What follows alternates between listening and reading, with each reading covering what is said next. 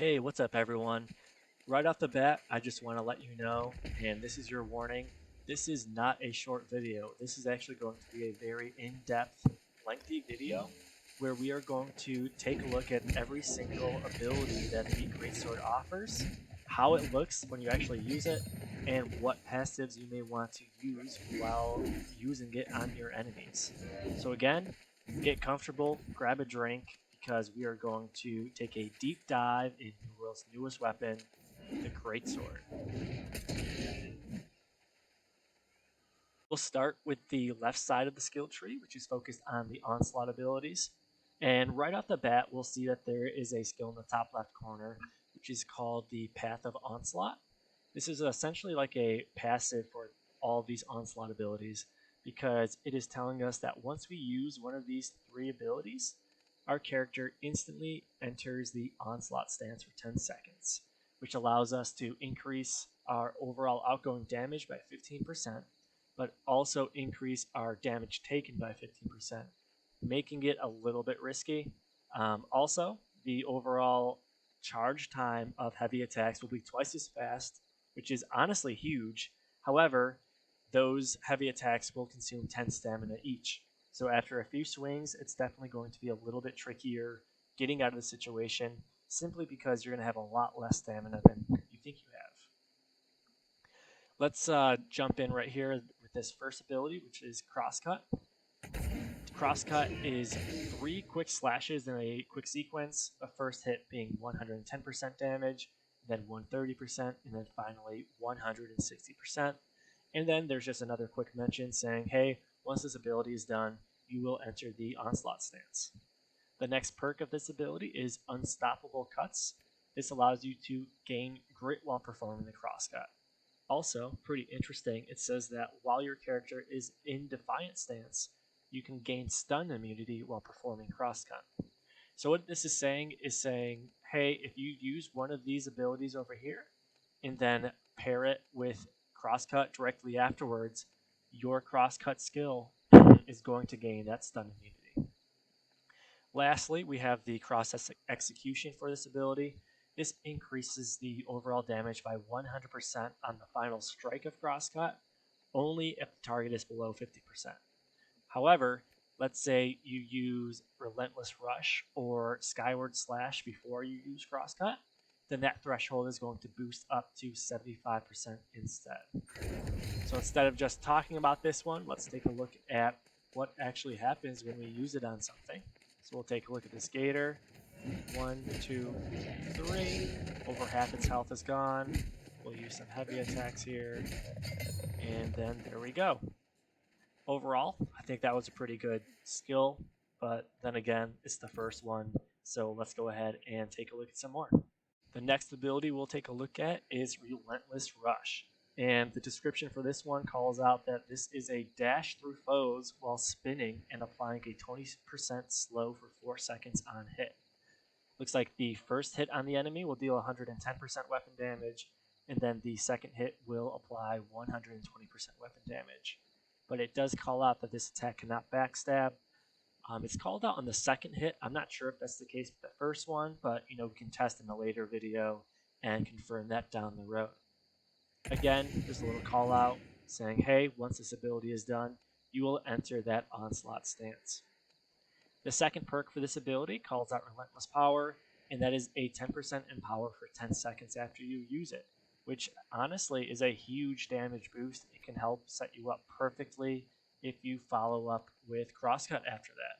Essentially you will get a 10% increase in overall damage, and you'll have that threshold boosted up to 75% like we spoke about. Lastly, it looks like we have two options here. The first one is Adaptive Rush, which says that in Onslaught stance, Relentless Rush applies root to the target it hits for 1 second. If you're in Defiant stance, Relentless Rush heals for 15% of its damage, and that can hit up to 5 different targets, which is a huge chunk of HP. That's, 75% health back in the damage you deal if you hit 5 targets with it, which is pretty interesting, so we'll pick that up for testing purposes. And then Relentless Refresh. This calls out that it reduces ability cooldown by 50% when you kill a foe with it. So that's kind of a risky move, but if you can actually use this as a finishing move on your enemies in PvP, then it could set you up perfectly for a quick, reset and just do it all over again in your next foe. But that sounds kind of tricky to pull off, so we'll see how that actually goes down the road when we test it on some OPR and arenas. Let's go ahead and assign this, and for consistency reasons, we will use all of our testing on these gators over here. So let's take a look at this spinning attack. Oh, okay, 2 attacks right there. You see that second hit actually did deal some more damage, which is what the description said. Overall, pretty interesting. There's some cool mobility with it. It's pretty fast, but if you had to ask me, I'm still a fan of Crosscut when I compare the two. But hey, there's still many, many perks to take a look at, so let's go ahead and keep the conversation going. The last ability on the Onslaught side of the skill tree is Skyward Slash, which sounds really cool, so fingers crossed it looks pretty cool too. I guess we'll find out soon. The description calls out that it is a swing up in brutal arc, staggering your target, dealing 80% weapon damage and applying 2 stacks of 5% rend for 10 seconds. And there's a little call out there that there's a max of 3 stacks, which honestly is a lot right there. And 10 seconds is a very, very long time in a PvP situation. And hey, either way, even in PvE situations, rend is your best friend. And the best thing, if it's in Onslaught stance while you use this, you gain an additional rend, which makes that 3-4 stacks instead, which is, even crazier. And then, of course, there's another little call out there saying, hey, once this ability ends, you will enter the Onslaught stance. The first perk for this ability is called Skyfall Sword. It allows you to add a follow-up attack that deals 140% weapon damage by either activating the skill again or using a light attack. These type of abilities, this reminds me of the whole Reap one on the Great Axe. I feel like it's definitely needed if you end up using this ability in your final setup, but hey, we'll test that soon and confirm it. Lastly, Sickening Slash also sounds super cool. Calls out that the first attack applies Disease, which reduces healing by 20% for 10 seconds. That's a very, very long time. Also calls out the follow-up attack strikes all foes within a 3-meter radius. That's pretty cool, especially if you're a little bit tanky and playing in those clumps. But hey, let's take a look at our Gator friend and test this out. Here we go. Ooh, that's pretty cool. You see that after effect on it there? Really cool. So initial reactions, I think I'm a big fan of Crosscut and then Skyward Sword. But hey, let's dive into the other side of the skill tree and see if that stays the same situation or not. Before jumping into the Defiance side of things, let's go ahead and take a look at the passives of the Onslaught side of the skill tree, as well as the ultimate ability down here. So right off the bat, we have Giant Slayer. It increases the base attack damage by 20% when attacking foes above 90% health. It sounds like if you use this perk, then you will definitely have to start your combo off with the Onslaught ability just to get that 20% additional damage. And hey, maybe that extra 20% is what's going to make or break your entire combo and take down your enemy. I don't know. We'll test a few things down the road and get a final answer on that.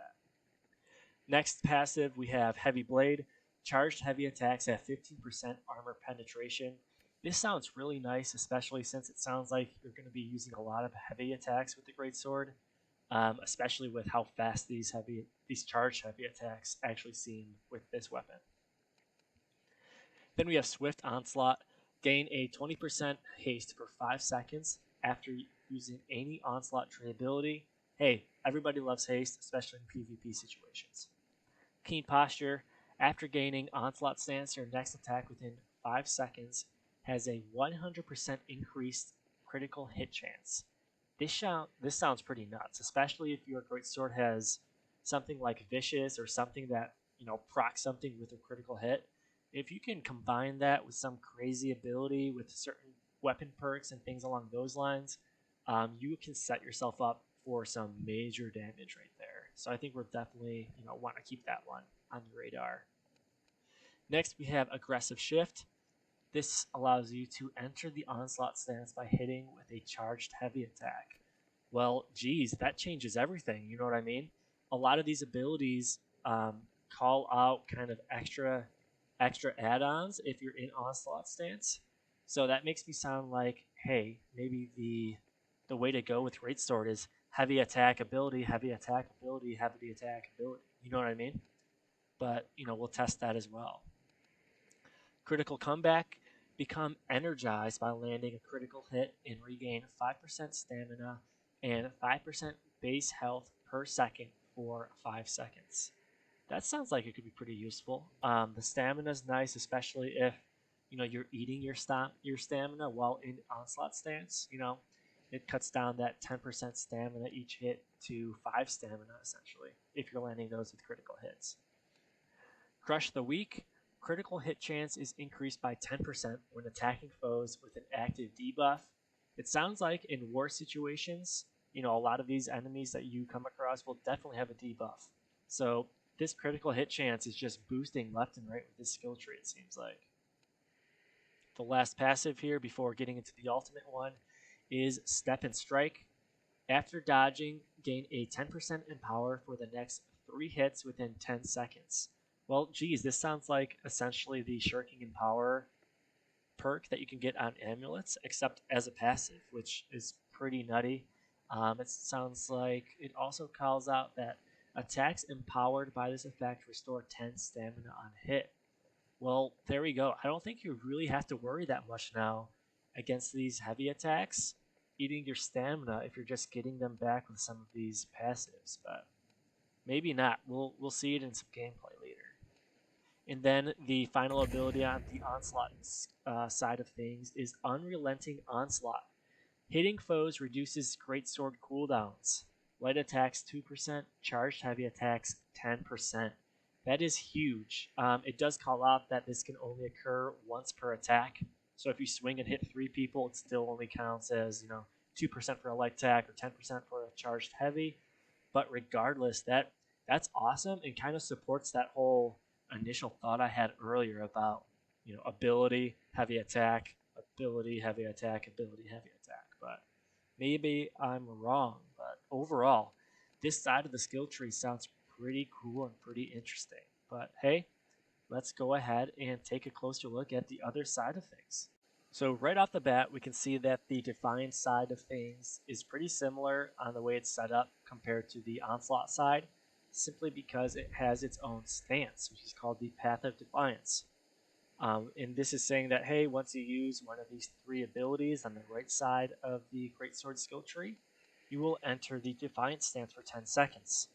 This allows you to reduce the overall damage you take by 15%, which is great for tanks, but also reduce the overall damage you deal by 15%. Additionally, and probably most importantly, it calls out that you can block incoming attacks while also charging for heavy attacks, which has not been a option for any other weapon in New World. So it'll be very interesting to see how this plays in PvP situations.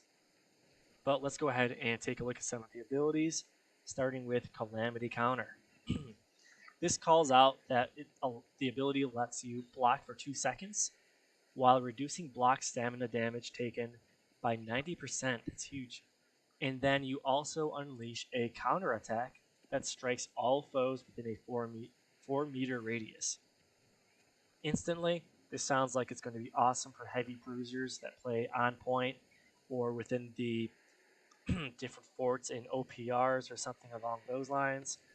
It's definitely going to be clump friendly when it comes to heavy bruisers. It sounds like if you get no blocks with this ability, the counter attack deals 100%. Same amount of damage if it's 1 block. However, you actually stagger the enemies. If you block at least twice with this ability, it looks like it's just a extended stagger, and then 3 blocks is actually a knockback. I wonder how far that knockback is or how long these staggers actually are, but we'll see that soon. It calls out that this ability has grit, which is great. and then reactivating this ability or using a light attack allows you to use that counter attack earlier. Okay, that's pretty interesting. The first perk for this ability is Jagged Counter. Counter attacks inflict bleeding for 6 seconds for each power level. Each stack deals 5% weapon damage every second. That's pretty intense. It says bleeding for 6 seconds for each power level. I'm assuming these are the different power levels here in the middle, which sounds like a very, very long bleed. But hey, there's a max of 5 stacks. Sounds pretty interesting and sounds pretty dangerous too. We'll definitely take a look at this and some OPRs. And then lastly, critical calamity. Sorry. It calls out that it is a counterattack. Counterattack crit chance is increased by 25%. Oh, okay, so the counterattack of this ability is boosted by 25%. If you're in the Onslaught stance, the counterattack gains an additional 25% critical hit chance, making it 50%.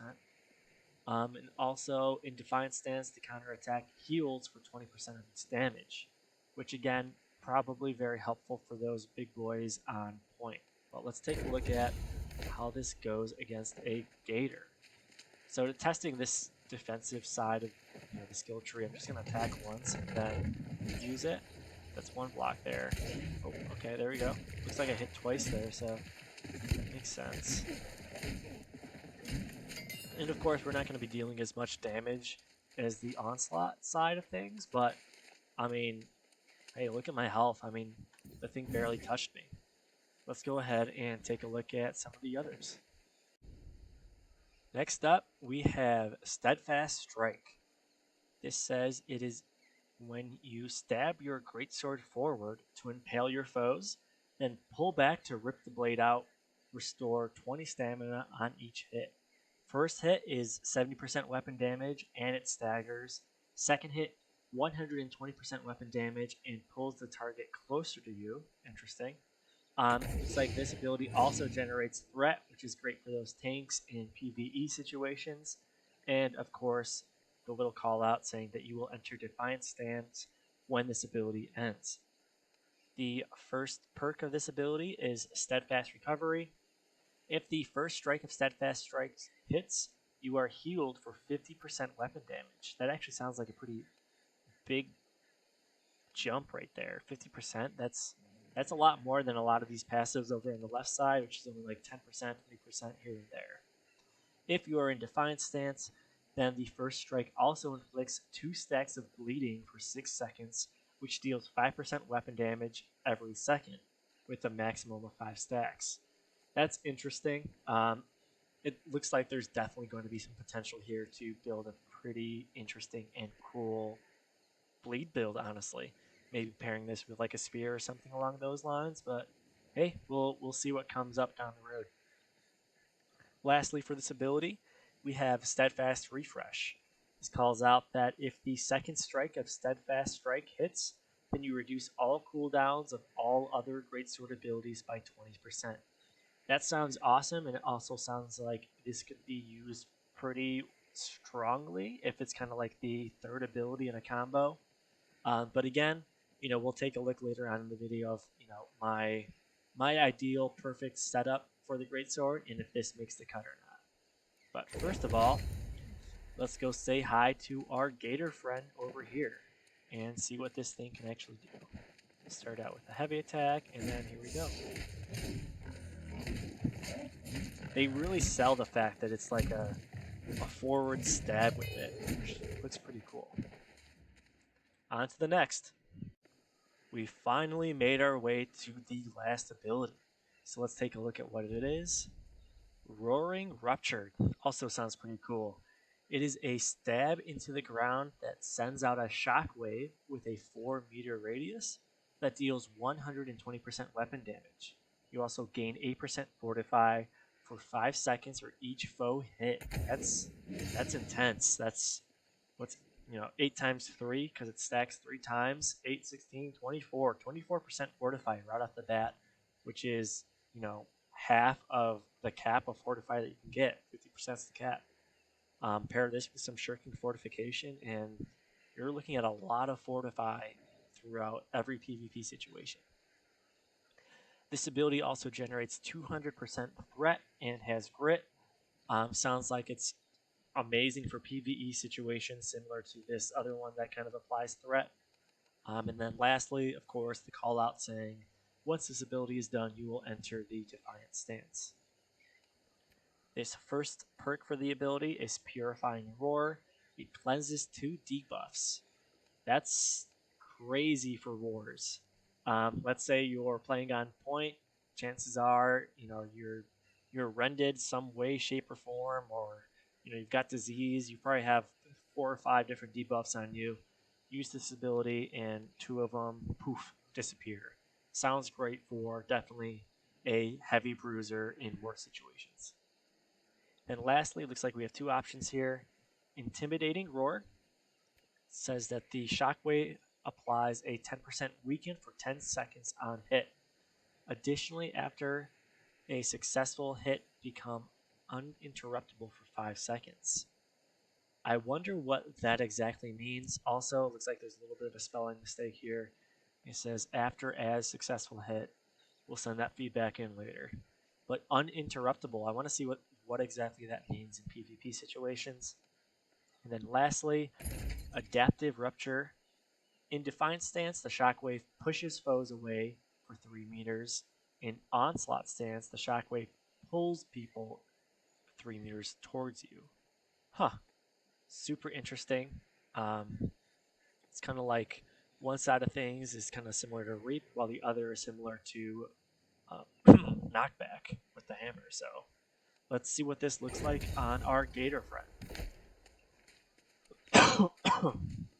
Here we go. Hit it once, and then bam. Ooh, that's pretty cool. It looks like there's a little bit of a slow there, though. I wonder how long it actually takes to, raise your sword up and hit the ground. Let's do that again one more time. Here we go. I guess it's not that slow. Pretty interesting. Let's go ahead and jump into the passives and that last ultimate passive of the Defiance stance of things. Let's jump right in. So the first passive on the Defiance stance is Cleansing Chain. It says that hitting with the final attack of the Greatsword Chain reduces the duration of debuffs on you by 10%. This effect has a 5-second cooldown. Sounds pretty cool, especially if you're kind of like playing on point for sure. Next up, Perfect Vigilance. If you are hit while at full health, reduce the damage taken by 20%, then gain a 20% fortify for 3 seconds. That sounds awesome. Essentially, in every situation, when you encounter combat, you start right off the bat with 20% fortify as soon as they touch you. Sounds like it'll definitely be useful regardless of which stance you are, in regards to boosting your overall survivability. Next up, Wary Posture. After gaining Defiance stance, the next damage taken within 5 seconds is reduced by 25%. Definitely useful, especially if you can kind of like tell when your opponent is about to drop an ability. If you can quickly, use one of these abilities and set yourself up just to reduce overall damage you're about to take. Next up, Blade Honing. Base damage is increased by 3% for each Greatsword buff on you, with a max of 4 buffs. Definitely sounds useful. I'm curious on how many buffs you can use if you're kind of specifically on the Onslaught side of things, because that could pair pretty well with some of these damage abilities. Then we have Unflinching Blade. Charged heavy attacks have grit and inflict bleeding for 6 seconds, dealing 5% weapon damage every second. Jeez, both sides of these trees are just giving you more and more reasons to use heavy attacks with the Greatsword. It'll be interesting to see how it all comes together. Guarded Shift. Blocking for 2 seconds causes you to enter Defiance stance. That's awesome. I mean, you can enter Defiance stance before you even engage in combat and sets you up perfectly for this one right here to reduce, overall damage on that first attack that deals damage to you. Sounds like it'll definitely be useful in, heavy tanks and things along those lines. Then we have Arrow Deflection, enables blocking ranged attacks with a Greatsword, but increases stamina damage from blocking any attack by 10%. Blocking ranged attacks. Thank God, because that might help with the whole, Dex OPR overload we've all been experiencing, regardless of what server we're in. But we'll kind of see how this works to see if, we can block a ranged attack and get closer and kind of close that overall gap enough where it can actually be pretty useful. Next up, Faultless Defender. It says that it reduces stamina damage by 50% when blocking attacks, just raising your guard or with guard point. It also inflicts a 5% rend for 10 seconds against melee attackers, which again, sounds great for those people on point that are up against other melees. And the fact that it has 3 stacks means crazy amount of rend on those, opponents that you're up against. And last but certainly not least, the ultimate passive here is Undying Defiance. It says that it heals you for 5% of the damage from attacks. Attacking within 3 seconds of blocking heals for 15%. That's a big number, especially since, if you're in Defiance stance, you'll probably, defend, attack, defend, attack, defend, attack. Overall, very interesting and very cool. Honestly, after looking at both sides of these abilities, I think there's an endless amount of combinations on what can be pretty useful and effective with the Greatsword. But I'll go ahead and take a look and share my thoughts on what I believe is one of the best combinations between the two skill trees and what it actually does in PvP-like situations. Okay, so before anybody bites my head off, like I said before, there are a million different combinations of how you can combine, the left side of the tree with the right side, along with all the passives included. But this is what I have been playing with and have been enjoying.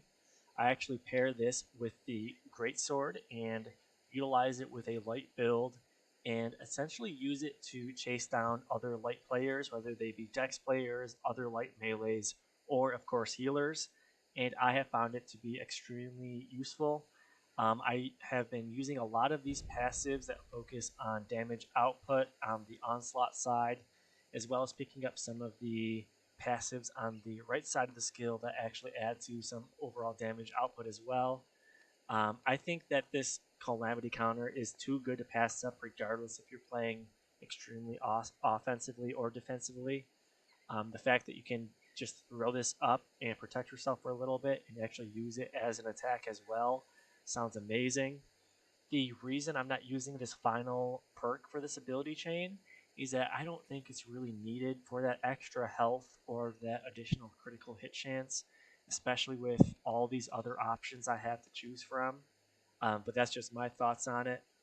The overall plan on how I will be using this combination of abilities is that I will open up with the Crosscut ability and then follow it up with the Relentless Rush, and then essentially use light and heavy attacks in between to really burn down my opponent as much as possible, and combining it with Charge and Reap with the Greatsword side of things just to burn down my enemy as fast as possible.